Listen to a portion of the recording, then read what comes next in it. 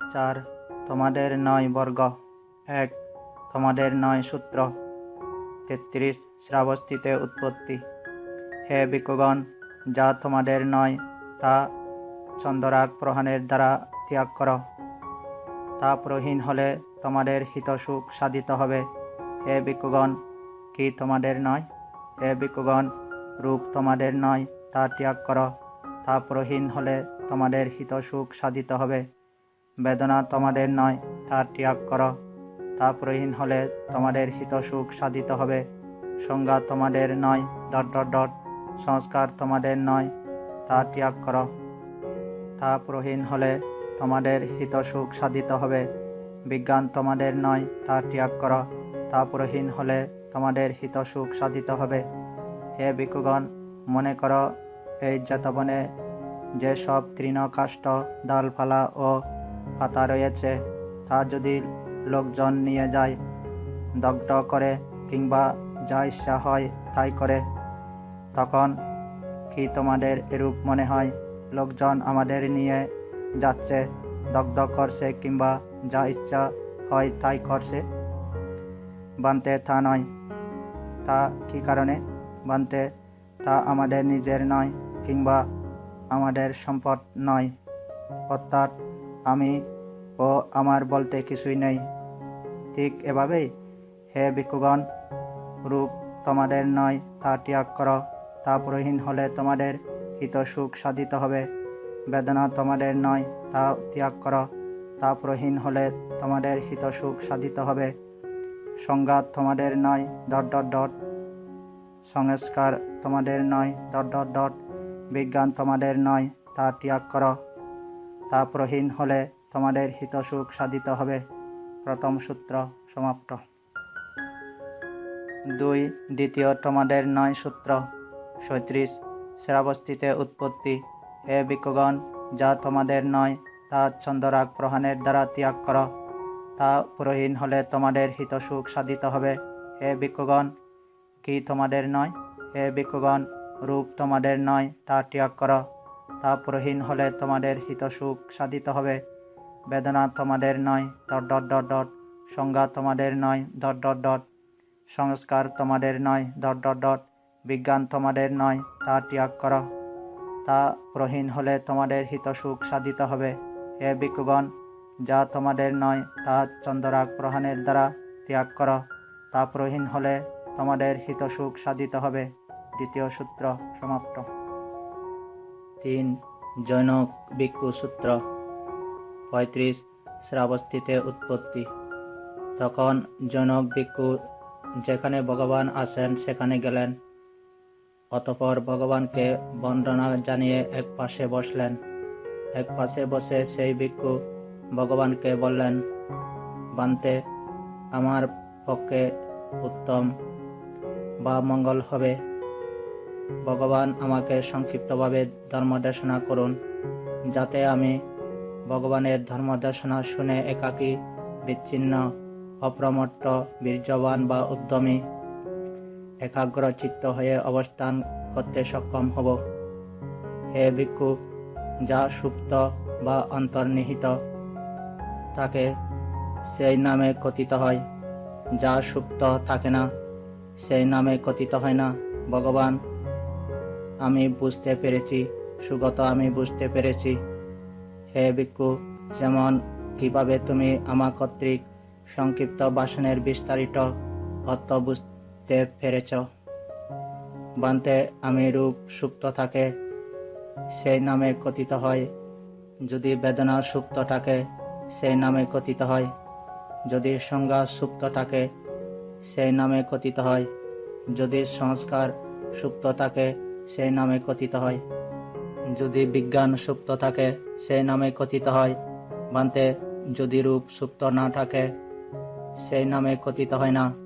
যদি বেদনা যদি সংজ্ঞা যদি সংস্কার যদি বিজ্ঞান সুপ্ত না থাকে সেই নামে কথিত হয় না।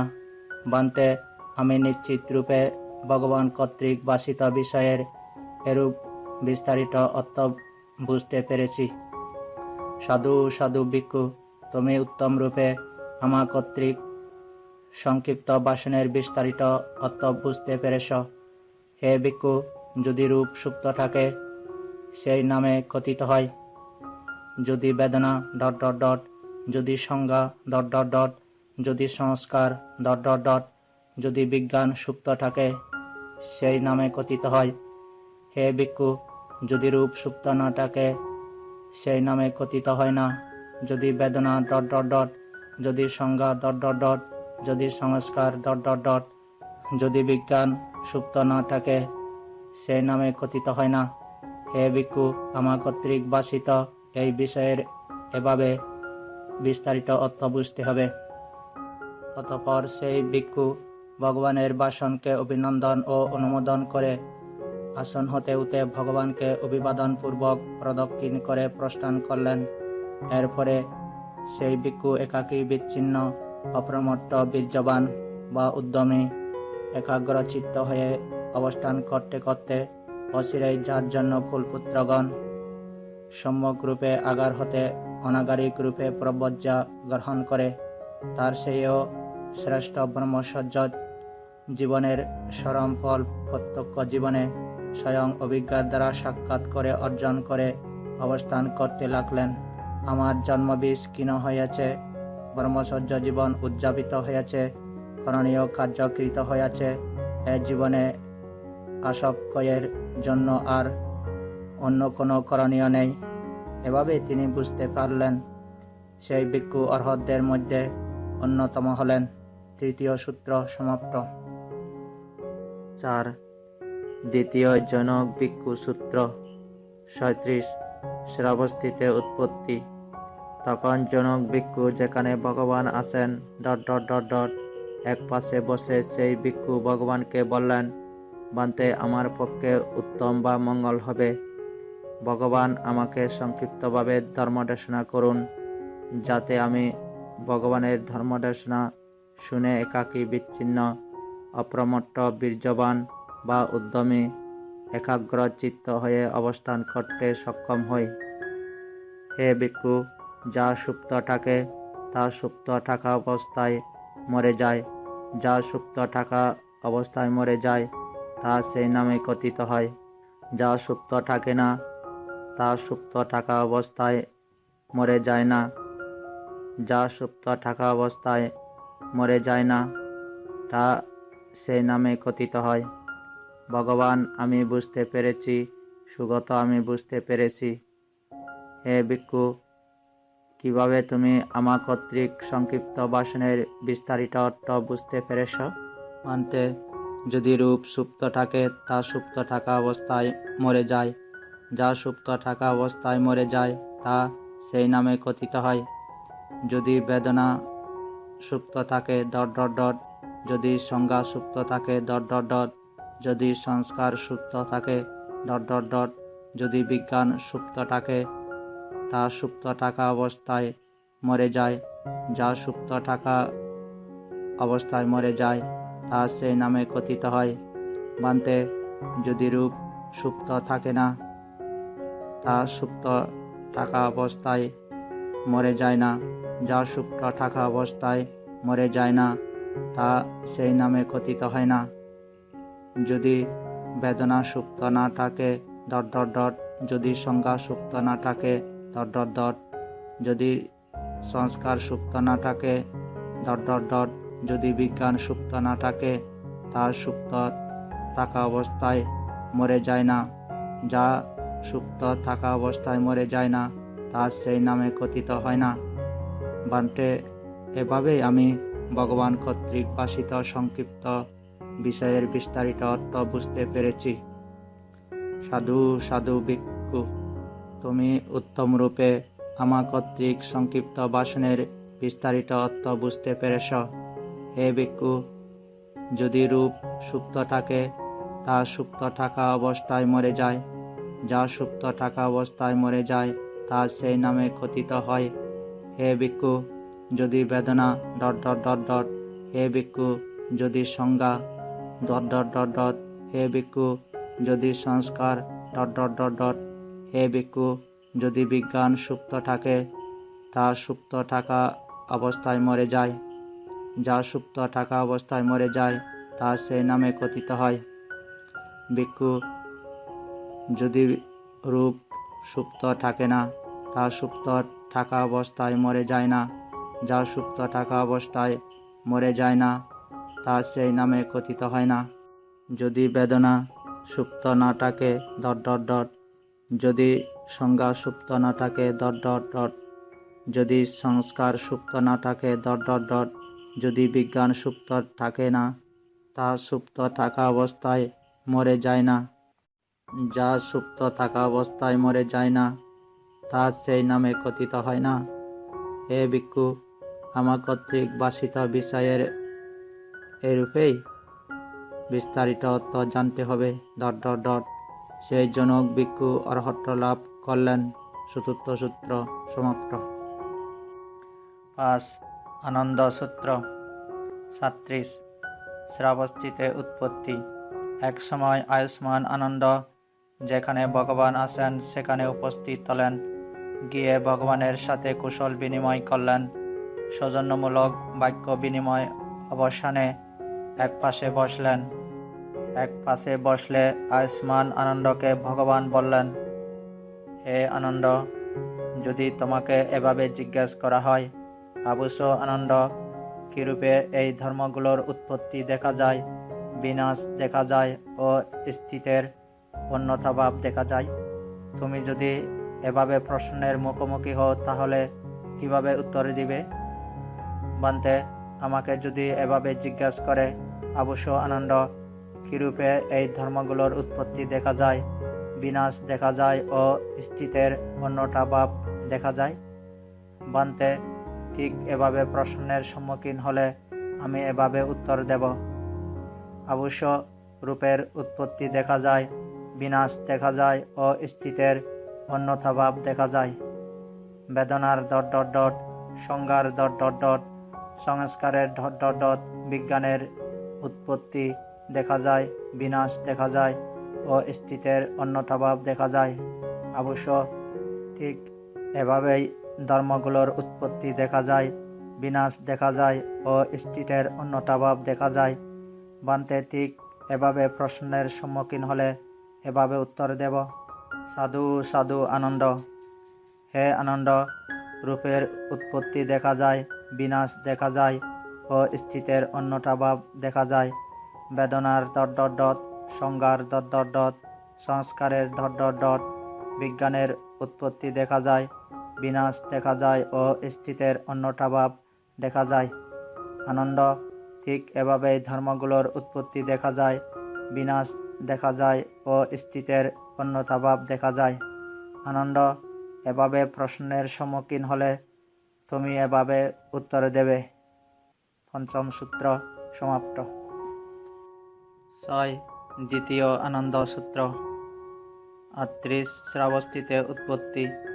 এক পাশে উপবিষ্ট আয়ুষ্মান আনন্দকে ভগবান বললেন, হে আনন্দ, যদি তোমাকে এভাবে প্রশ্ন করা হয়, আবুস আনন্দ, কিরূপে ধর্মগুলোর উৎপত্তি দেখা গিয়েছিল, বিনাশ দেখা গিয়েছিল ও স্থিতের অন্যথা ভাব দেখা গিয়েছিল, কিরূপে ধর্মগুলোর উৎপত্তি দেখা যাবে, বিনাশ দেখা যাবে ও স্থিতের অন্যথা ভাব দেখা যাবে, কিরূপে ধর্মগুলোর উৎপত্তি দেখা যায়, বিনাশ দেখা যায় ও স্থিতের অন্যথা ভাব দেখা যায়, হে আনন্দ, এভাবে প্রশ্নের সম্মুখীন হলে তুমি কিভাবে এর উত্তর প্রদান করবে?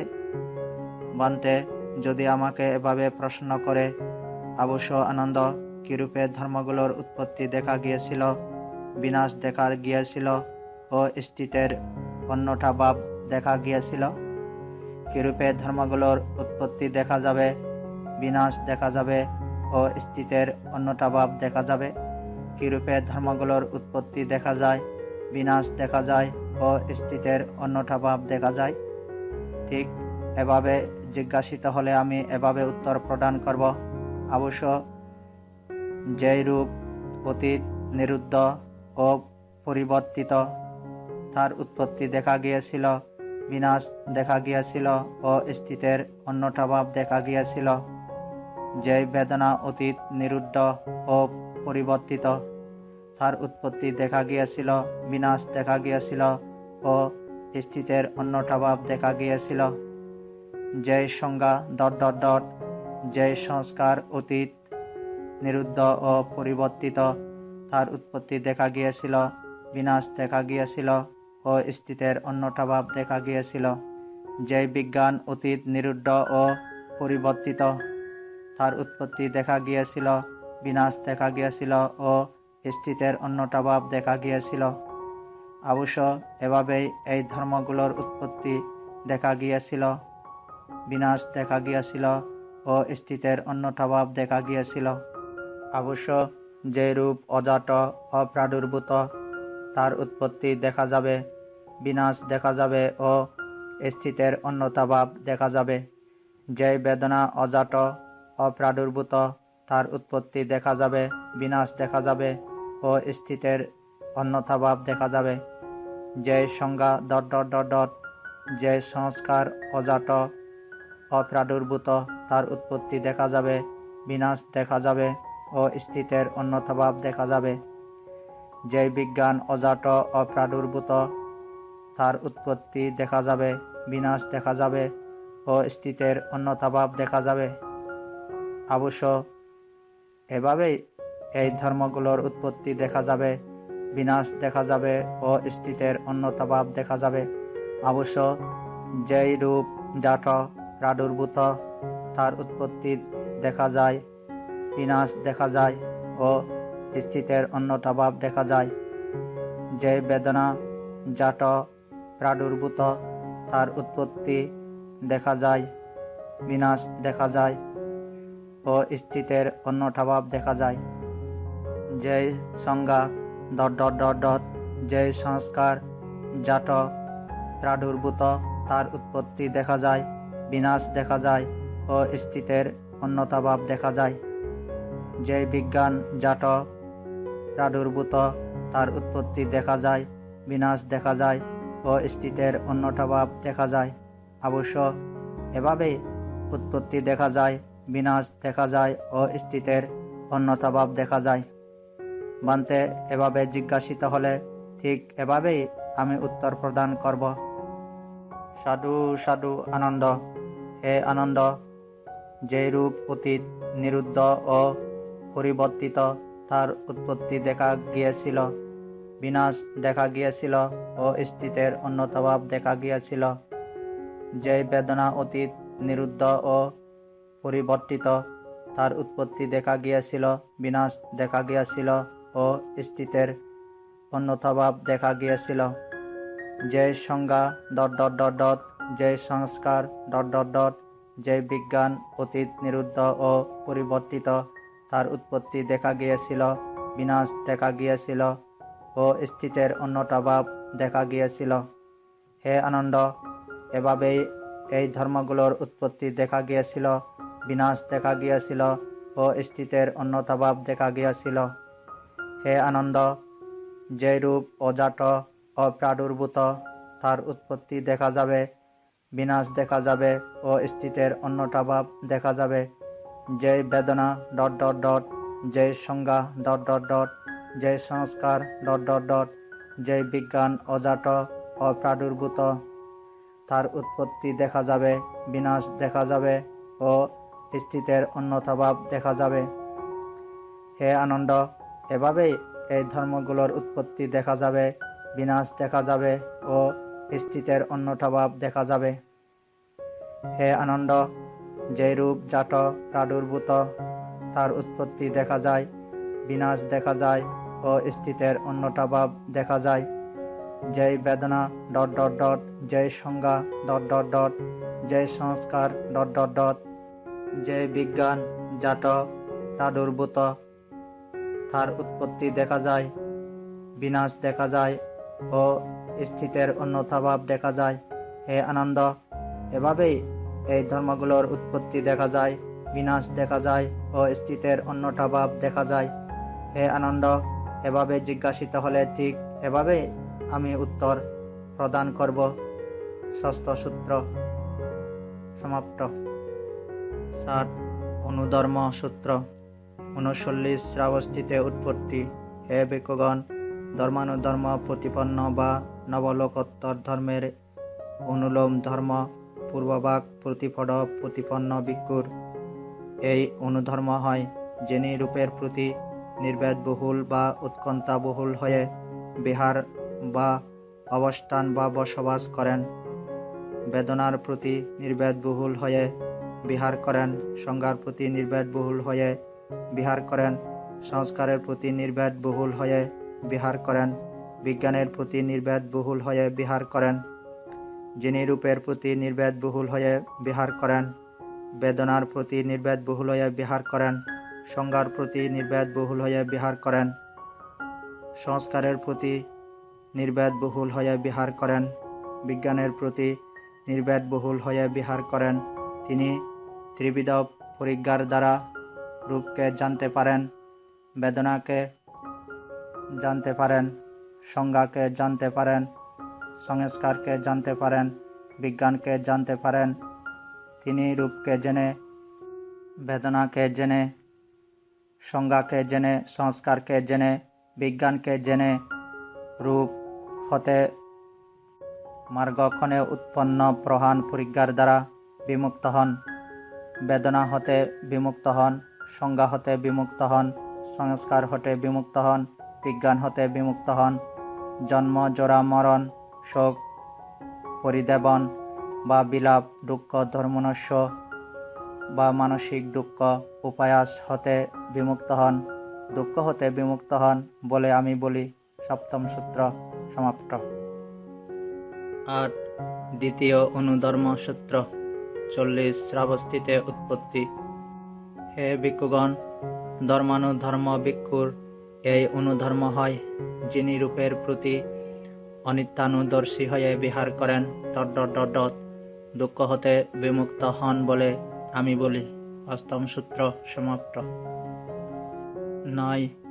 তৃতীয় অনুধর্ম সূত্র 41 শ্রাবস্তিতে উৎপত্তি। হে ভিক্ষুগণ, ধর্মানুধর্ম প্রতিপন্ন ভিক্ষুর এই অনুধর্ম হয়, যিনি রূপের প্রতি দুঃখানুদর্শী হয়ে বিহার করেন, দুঃখ হতে বিমুক্ত হন বলে আমি বলি। নবম সূত্র সমাপ্ত। 10. চতুর্থ অনুধর্ম সূত্র 42 শ্রাবস্তিতে উৎপত্তি। হে ভিক্ষুগণ, ধর্মানুধর্ম প্রতিপন্ন ভিক্ষুর এই অনুধর্ম হয়, যিনি রূপের প্রতি অনাত্মানুদর্শী হয়ে বিহার করেন, বেদনার প্রতি অনাত্মানুদর্শী হয়ে বিহার করেন, সংজ্ঞার প্রতি অনাত্মানুদর্শী হয়ে বিহার করেন, সংস্কারের প্রতি অনাত্মানুদর্শী হয়ে বিহার করেন, বিজ্ঞানের প্রতি অনাত্মানুদর্শী হয়ে বিহার করেন। যিনি রূপের প্রতি অনাত্মানুদর্শী হয়ে বিহার করেন, বেদনার প্রতি অনাত্মানুদর্শী হয়ে বিহার করেন, সংজ্ঞার প্রতি অনাত্মানুদর্শী হয়ে বিহার করেন, সংস্কারের প্রতি অনাত্মানুদর্শী হয়ে বিহার করেন, বিজ্ঞানের প্রতি অনাত্মানুদর্শী হয়ে বিহার করেন। তিনি রূপকে জানতে পারেন, বেদনাকে জানতে পারেন, সংজ্ঞাকে জানতে পারেন, সংস্কারকে জানতে পারেন, বিজ্ঞানকে জানতে পারেন। তিনি রূপকে জেনে, বেদনাকে জেনে, সংজ্ঞাকে জেনে, সংস্কারকে জেনে, বিজ্ঞানকে জেনে রূপ হতে বিমুক্ত হন, বেদনা হতে বিমুক্ত হন, সংজ্ঞা হতে বিমুক্ত হন, সংস্কার হতে বিমুক্ত হন, বিজ্ঞান হতে বিমুক্ত হন।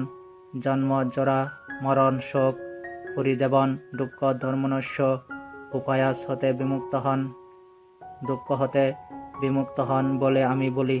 দশম সূত্র সমাপ্ত। তোমাদের 9 বর্গ চতুর্থ সমাপ্ত।